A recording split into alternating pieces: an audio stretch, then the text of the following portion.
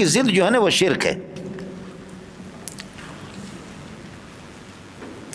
توحید کی ضد شرک ہے. شرک کا معنی پارٹنرشپ. پارٹنرشپ. ہم کہتے ہیں اللہ ہی ایک ہے، اللہ ہی ایک ہے، ایک ہی اللہ. مشرک کہتے ہی اور بھی. بولو سارا جھگڑا ہے. دیوبندی کہتے ہیں کہ اللہ ہی. مشرک کہتا ہے اللہ بھی اور پیر بھی. وہ تو بھی اور ہی کا جنگ ہے بس. ہی اور بھی. بولو ہی اور بھی کا جنگ. تو ہی میں خیر ہے یا بھی میں؟ میں آپ کو دال پیش کرتا ہوں، اس کے اندر کنکریاں بھی ہے. جب آپ منہ میں ڈالتے ہو تو کڑک کو کہتے ہیں کہ یہ کیا کنکریاں ہیں، یہ کیا پکایا آپ نے؟ کنکریاں پکائی ہے، مٹی پکائی. میں کہتا ہوں کہ کنکری بھی ہے اور دال بھی ہے. کنکری بھی ہے، دال بھی ہے. تو اس کو کھا نہیں سکیں گے. کھائیں گے تو پھر یہ کہ حلق سے اتار نہیں سکیں گے. اتاریں گے تو پھر یہ کہ یہ ہضم نہیں ہوگا.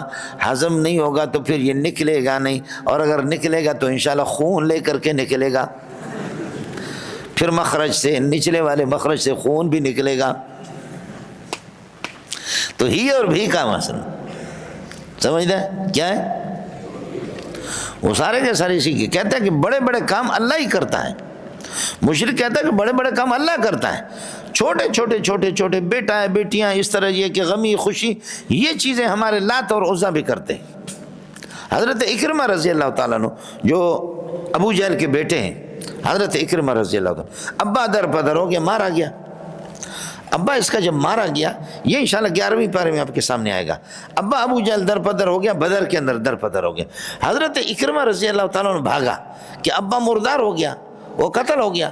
تو حضرت جی یہاں سے بھاگ کر کے دریا میں چلے گئے اور کشتی والے کو کہا کہ بھائی مجھے یہاں سے نکالو. جو کشتی میں سوار ہو گئے تو اللہ کی شان دریا مست ہو گیا. موجیں اس زمانے کے اتنے بڑے جہاز بھی نہیں ہوتے تھے. موجیں اوپر لے جائیں نیچے لے جائیں، کشتی کو اوپر نیچے. تو کشتی والے نے کہا کہ اللہ کو یاد کرو، ایسے موقع پر بچنے کی کوئی صورت نہیں ہے. ہمارا تجربہ ہے کہ سوائے اللہ کے بچانے والا کوئی بھی نہیں ہے. اس موقع پر ہمارا تجربہ ہے. تو حضرت نے فرمایا، حضرت اکرمہ رضی اللہ تعالیٰ نے، کہ اللہ ہی بچاتا ہے؟ کہا ہاں. کہا صرف اللہ؟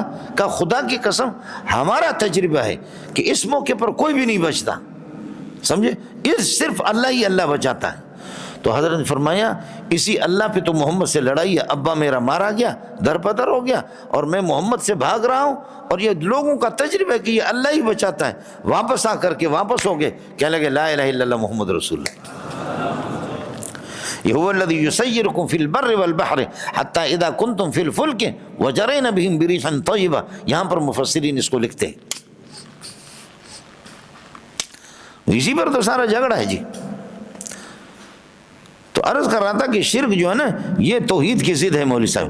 اور شرک کی کئی صورتیں ہیں مولانا. ایک شرک فی التصرف ہے. پہلی قسم شرک فی التصرف.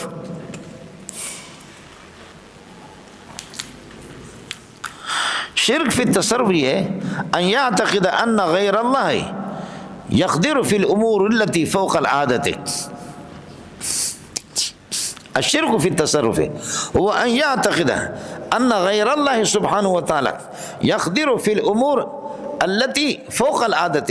جو امور فوق العادت ہے، آسمان، 7 زمینیں، پہاڑ، دریا اور درختوں کو اگانا، یہ سارے کے سارے اولاد دینا، یہ فوق العادت ہے.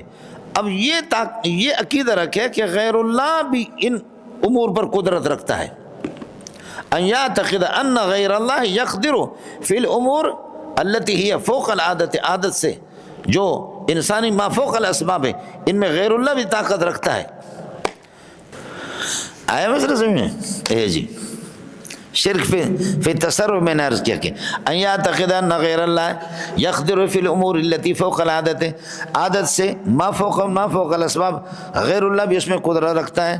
اس پر اللہ بار بار کہتا ہے الحمدللہ الذی خلق السماوات والارض وجعل الظلمات والنور، آسمان و زمینوں کو پیدا کرنے والا اللہ کی ذات ہے۔ ٹھیک ہے مولانا؟ شرک فی الدعا، بولو شرک فی الدعا وہی ہے ان یطلب حوائجہ من غیر اللہ، غیر اللہ سے اپنی حاجتیں مانگے۔ شرک فی الدعا ان یطلب حوائجہ من غیر اللہ، غیر اللہ سے اپنی یہ کہ حاجتیں مانگے۔ ان تدعوہم لا یسمعوا دعاکم، پکاریں گے آپ ان کو، یہ پھر بھی آپ کے یہ کہ اللہ آپ کا بھلا کرے دعا کو قبول نہیں کریں گے، آپ کو کوئی جواب نہیں دیں گے۔ ان تدعوہم لا یسمعوا دعاکم، اپنی حاجتیں غیر اللہ سے مانگنا، یہاں تک بھی ناراض نہ ہونا، سندھی کیر بیٹھا ہے، سمجھا؟ باتھ روم میں جا کر کے پاخانہ اس کا نکل نہیں رہا، باتھ روم میں جا کر کے تو یا پیر ٹٹ کڑھیس، اے پیر میری ہوا نکال دینا۔ اوہو، پیر کا کوئی کام نہیں، آج کل یہی کام کر رہا ہے، سمجھے میں لوگوں؟ اور ہم لوگوں کو کہتے ہیں کہ دیوبندی گستاخ رسول ہے، گستاخ اولیاء ہے، اولیاء پر یہ ہے کہ قربان جائیں ہماری ماں باپ، پیر سے کون؟ دیوبندی کے باپ کو بھی اتنی طاقت نہیں ہے کہ دیوبندی خدا سے کشتی لڑے۔ من عاد لی ولیا فقد آذنتہ بالحرب، جو اولیاء کی دشمنی کرے گا میں اللہ اس سے خود لڑوں گا۔ دیوبندی اتنا دلیر نہیں ہے کہ خدا سے لڑے، سمجھتا ہے؟ لیکن خدا اس پیر کو زندہ کرے، اگر اوپر آئے تو تمہارے جوتیوں سے تمہارے یہ کہ کیا ہے کھال اتار دے اور تمہیں بتا دے کہ دیوبندی صحیح ہے تم غلط ہو۔ پیر سے پتہ تو کرو نا کہ یہ مقام اللہ نے اس کو کہاں سے دیا ہے، یہ مقام اللہ نے اس کو دیا محمد کے جوتے سیدھا کرنے سے۔ شرک فی الدعا ان یطلب حوائجہ من غیر اللہ، غیر اللہ سے اپنی حاجتیں مانگے، سمجھے؟ شرک فی العبادت، مولانا عبادت میں، نماز میں، روزے میں، دیگر عبادت میں غیر اللہ کو پارٹنر بنائے۔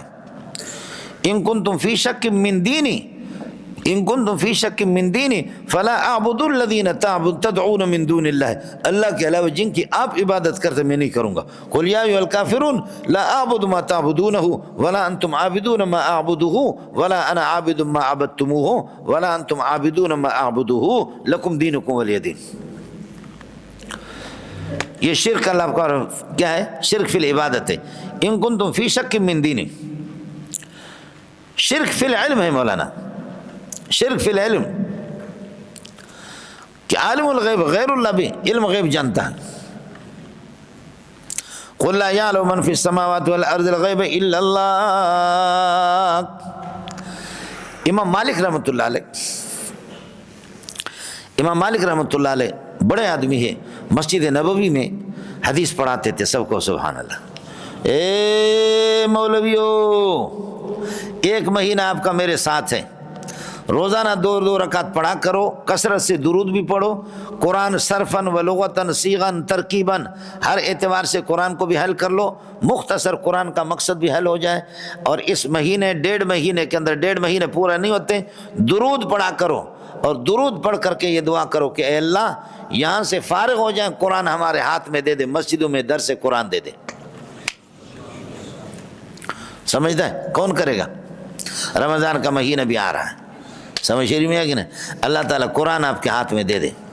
مولانا احمد علی لاہوری رحمۃ اللہ علیہ، قربان جاؤں، سبحان اللہ، احمد علی لاہوری رحمۃ اللہ علیہ نے درس قرآن شروع کیا تو لاہور جیسے بدعت کا گڑھ، انہوں نے کہا مولوی کوئی درس قرآن نہیں ہوگا۔ بدعتیوں نے کہا کہ اگر تھوڑا سا گڑبڑ کی تو اس کی پٹائی کرو۔ احمد علی لاہوری نے عصر کی نماز کے بعد اللہ آپ کا بھلا کر قرآن ہاتھ میں لے لیا، کہنے لگے آپ میں سے کوئی ایک آ جاؤ، میرا ہاتھ پکڑ کر کے مجھے کھینچو، دائیں ہاتھ میں میرا قرآن ہے، دائیں ہاتھ پکڑ کر یہ بائیں ہاتھ میرا پکڑ کر کے مجھے باہر کر دو تاکہ آسمان بھی دیکھ لے۔ احمد علی خود قرآن کو چھوڑ نہیں رہا ہے، درس قرآن کو، لوگ اس کو گھسیٹ کر کے نکال رہے ہیں تاکہ آسمان والا بھی گواہ ہو جائے۔ ایک بدعتی نے کہا تم کھینچو، دوسرے نے کہا تم آگے بڑھاؤ، تیسرے نے کہا تم آگے بڑھو، چوتھے نے کہا خبردار ہم ظالم ہیں، جو بھی اس کو ہاتھ لگائے گا کھینچے گا اللہ اس کو تباہ کر دے گا، لہذا کوئی بھی آگے بڑھا نہیں۔ اللہ نے ایسا روب ڈال دیا، حضرت جی آ کر کے پھر تپائی پر پھر قرآن رکھ کر کے اس نے قرآن پڑھانا شروع کیا۔ وہ تپائی میرے پاس ہے، وہ تپائی میرے پاس ہے۔ مفتی محمود رحمۃ اللہ علیہ نے آریتن لیا، حضرت اقدس مفتی محمود رحمۃ اللہ علیہ بڑے ماہر تھے، مفتی صاحب نے بھی تفسیر پڑھائی ایک دو مرتبہ، یہ تفسیر محمود مفتی محمود رحمۃ اللہ علیہ کی تقریر ہے، سمجھے بھائی جان، شعر تھے جی، سمجھے، مولانا فضل الرحمان کو غریب کو موقع نہیں ملا، اور یہ بھی مضبوط آدمی ہے مول صاحب، بہت مضبوط آدمی، آپ اردو سمجھتے، بس اس نے درس تدریس کا موقع نہیں ملا، مفتی صاحب نے درس تدریس کیا۔ حضرت اقدس مولانا فضل الرحمان فرماتے ہیں کہ بخدا درس کے لیے بیٹھتے بیٹھتے بیمار، شوگر کی جب مرض لگی تو ہم حضرت جی کو منع کرتے تھے کہ اس طرح نہیں، کبھی 3 گھنٹے 4 گھنٹے بیٹھ بیٹھ کر کے آخر کار مفتی محمود رحمۃ اللہ علیہ کی انگلیوں سے خون آنا شروع ہو گیا، سمجھتا، آخر کار فرمایا کہ حضرت اقدس کی انگلیوں سے خون آنا شروع ہو گیا۔ بڑے حضرات ہیں۔ حضرت شیخ القرآن مولانا غلام اللہ رحمۃ اللہ علیہ کا سبق چل رہا تھا کہ اچانک شدید گرمی میں پتہ چل گیا کہ مفتی محمود آ گیا، مفتی محمود تشریف لا رہے، تو حضرت شیخ صاحب نے فرمایا کہ قرآن مجید بند کرو، نکلو باہر، نکلو، تو باہر دوڑتے دوڑتے راجہ بازار پنڈی میں نکلے، اوپر حضرت پڑھاتے تھے، طلباء سب گرمی میں، حضرت شیخ القرآن ننگے پاؤں دوڑا، جیسے گاڑی پہنچی تو مفتی محمود رحمۃ اللہ علیہ اترا، تو حضرت شیخ القرآن نے ہاتھ چوما مولانا غلام اللہ، اور پکڑ کر کے لایا اور اپنی مسند پر ادھر بٹھایا، پانی پلایا، اور پھر یہ کہ کہا کہ کچھ سبق پڑھاؤ، سمجھے، کچھ سبق پڑھاؤ، جہاں سے بھی پڑھاؤ۔ مفتی نے فرمایا کہ مفتی صاحب نے فرمایا جہاں کو چھوڑو، یہ بتاؤ آپ نے کہاں تک پڑھا ہے؟ مفتی صاحب نے فرمایا کہ آپ نے کہاں تک پڑھا ہے؟ تو حضرت شیخ نے فرمایا میں نے یہاں تک پڑھا ہے، تو مفتی محمود نے اس سے آگے پڑھانا شروع کیا، مفتی صاحب نے اسے آگے پڑھانا شروع کیا۔ حضرت شیخ القرآن مولانا غلام اللہ کے آنسو آ رہے تھے، اس کے بعد ٹھنڈا منڈا پلا کر کے جب اس کو رخصت کر دیا، اس کے بعد آ کر کے کہے اے دیوبند، اے دیوبند، کیسے جوان میرے دیوبند نے پیدا کیا۔ آپ نے دیکھا کہ میں تو مطالعہ کر کے محنت کر کے گھنٹوں کے گھنٹے پھر آ کر آپ کو پڑھاتا ہوں، اور مفتی محمود بغیر مطالعہ کے کیسے پڑھائے، سمجھتا، بڑے لوگ تھے۔ حضرت اقدس امام اہل سنت مولانا سرفراز خان رحمۃ اللہ علیہ فرماتے ہیں علم اور سیاست کو دونوں کو جمع کسی نے نہیں کیا، 2 بندوں نے جمع کیا، ایک مفتی محمود نے، دوسرا شیخ العرب والعجم حسین مدنی نے۔ علم اور اگر سیاست ہے تو علم نہیں ہے، اور علم ہے تو سیاست نہیں، فرمایا ان دونوں کو جمع، الجامع بین العلم و بین السیاسہ، یہ مفتی محمود رحمۃ اللہ علیہ کے بڑے آدمی تھے۔ خیر ان کو چھوڑو، سمجھے، آپ سے عرض کیا تھا کہ امام مالک رحمۃ اللہ علیہ وہ مسجد نبوی میں حدیث پڑھا رہے تھے، تو امام مالک رحمۃ اللہ علیہ نے کئی دفعہ دعا کی کہ یا اللہ مجھے حضرت ملک الموت سے ملاقات کرا دے، اسرائیل علیہ السلام سے، میں اس سے پتہ کروں کہ میری عمر کتنی ہے، میری عمر کتنی ہے، اگر عمر طویل ہے تو اس طرح، اور اگر عمر کم ہے تو اور محنت کروں، جلدی جلدی میں اپنا کام تو نمٹا لوں۔ حضرت جبریل سے، حضرت اسرائیل سے میری ملاقات ہو جائے۔ رات کو اسرائیل علیہ السلام آ گئے، اسرائیل علیہ السلام السلام علیکم، وعلیکم السلام، سنگالے جوڑے خدے طبیعتوں نہ خدے کا خدے، تو حضرت نے فرمایا امام مالک نے مجھے بتا دو کہ میری عمر باقی کتنی رہ گئی ہے، میری عمر باقی کتنی رہ گئی۔ امام حضرت اسرائیل علیہ السلام نے کہا دا یوا دا دوا دا دری دا سلور دا پینزو، سلام علیکم زیروانی میں اقبل کو اور تروانی میں سلام کر کے کہہ رہے میں گھر جا رہا ہوں، جی جا رہا ہوں۔ امام مالک صبح کو اٹھے تو تڑپ رہا ہے، کوئی یک نہ شد دو شد، بولو بولو، یک نہ شد دو شد، یہ بعد میں اس کا شان نزول آپ کو بتاؤں گا، یک نہ شد دو شد کیا ہے، سمجھ شیر میں ہے کہ نہیں، بولو یک نہ شد دو شد، سمجھے۔ اللہ کا کرنا یہ ہوا کہ امام مالک صبح کو اٹھا کہ میں پوچھ رہا تھا میری عمر کتنی ہے، اس نے کہا 5 گھنٹے 5 دن 5 ہفتے 5 مہینے 5 سال ہو سکتے، میں کیا کروں۔ اس نے تو اور تشویش میں مجھے ڈال دی، 5 گھنٹے 5 دن 5 ہفتے 5 مہینے 5 سال کیا مراد ہے۔ کہنے لگے یار یہ تعبیر خواب یہ میرا کام نہیں ہے، ابن سیرین سے جا کر کے پتہ کرو۔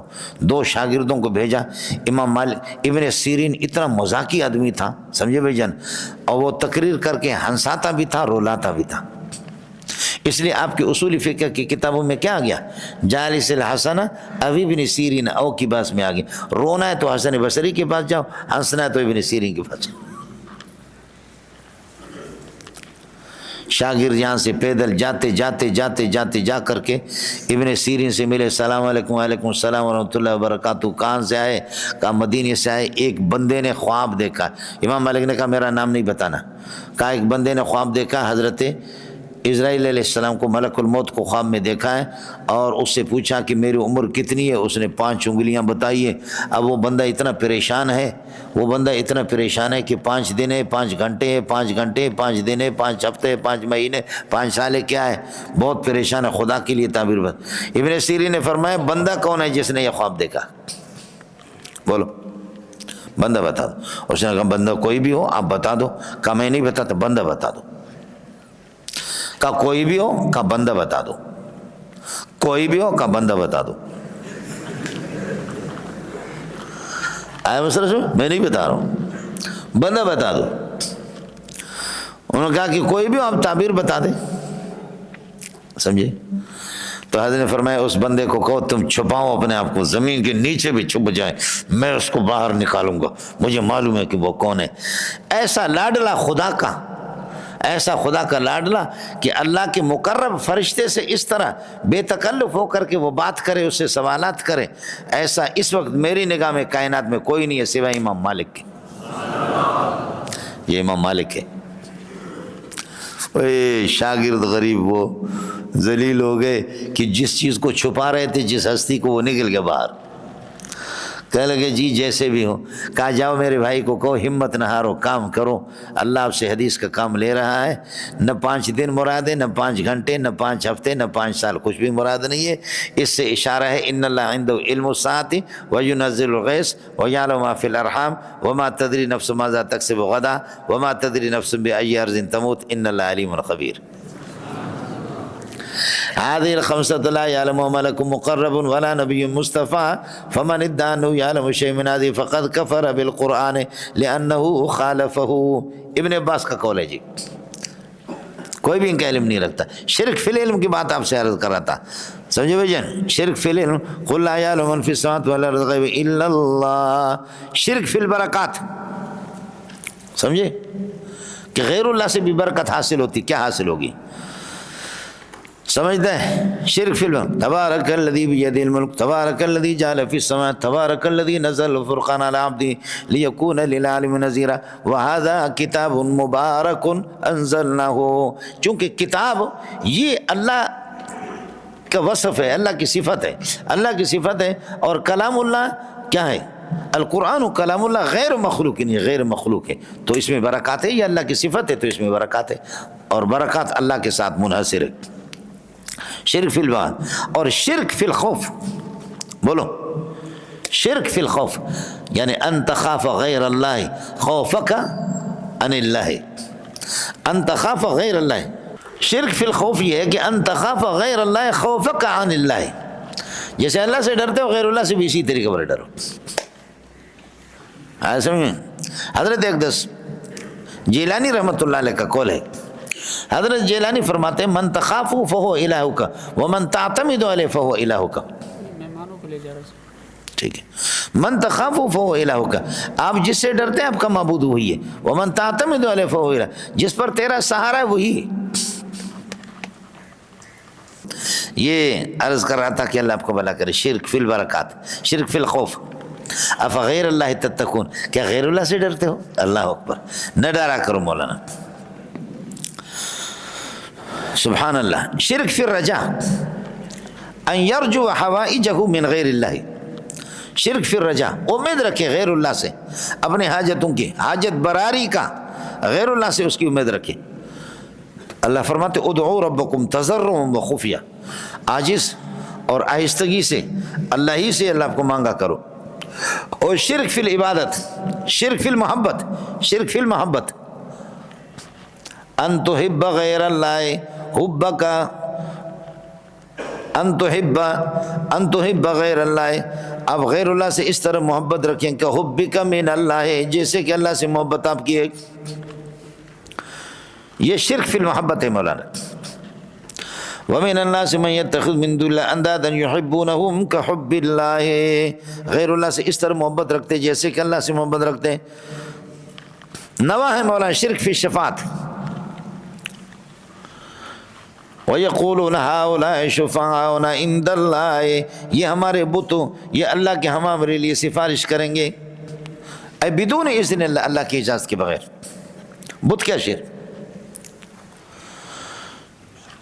ہؤلاء شفعاؤنا عند اللہ، یہ بت اللہ کے ہماری سفارشی بنیں گے، ہمارے بگڑی پار کر دیں گے۔ باقی شفاعت کے ہم لوگ قائل ہیں 3 شرطوں کے ساتھ مولانا، شفیع موحد ہو، پکا مسلمان ہو، مشفوع لہو بھی موحد ہو، اور شفاعت باذن اللہ ہو، پھر یہ 3 شرطیں ہوں شفاعت کی اجازت ہے۔ معتزلہ شفاعت کے قائل نہیں ہے، ہم لوگ قائل ہیں۔ شفیع جو سفارش کر رہا ہے، حافظ، علماء، شہید سب سفارش کریں گے، حضرات انبیاء کرام علیہ الصلوۃ والسلام سفارش کریں گے۔ تو شفاعت کے لیے 3 شرطیں ہمارے ہاں۔ شفیع جو سفارش کر رہا ہے وہ موحد ہو، پکا مومن ہو، وہ علماء ہوں جو بھی موحد ہو، موحد اور مومن۔ مشفوع لہو جس کے لیے سفارش کی جا رہی ہے وہ مومن ہو، نمازوں میں کمی تھی، روزے میں کمی تھی، وہ جہنم میں چلا گیا، لیکن ایمان اس کا ہے، اس کے لیے ہم سفارش کریں۔ مشرک کے لیے کسی کی سفارش قابل قبول نہیں۔ اور شفاعت باذن اللہ ہو، اللہ کے حکم سے، من ذا الذی یشفع عندہ الا باذنہ، یعنی لا یشفع احد عندہ، خدا کے سامنے کوئی کسی کی سفارش نہیں کر سکتا مگر الا باذنہ۔ یہ شرک فی الشفاعت ہے مولانا۔ شرک فی التسمیہ، عبد النبی، عبد الرسول، سمجھے؟ عبد النسی، عبد الرسول، عبد النبی، عبد العثمان، عثمان مروندی، پیر کلندر بابا کا نام عثمان ہے، عثمان مروندی، حضرت مروند کے تھے، دمادم مستی کلندر۔ شرک فی التسمیہ۔ اور شرک فی التحلیل و التحریم، حلال و حرام میں اللہ کے ساتھ پارٹنر سمجھنا۔ ما جعل اللہ من بحیرۃ ولا سائبۃ ولا وسیلۃ ولا حام ولکن الذین یفترون علی اللہ الکذب۔ یہ ہو گیا مولانا مضامین رئیسیہ بھی ہو گئے 8، اور توحید آ گئی قرآن کا موضوع، اس کی ضد آپ سے عرض کر دے کہ شرک کے 10-11 قسمیں آپ کے سامنے آ گئی۔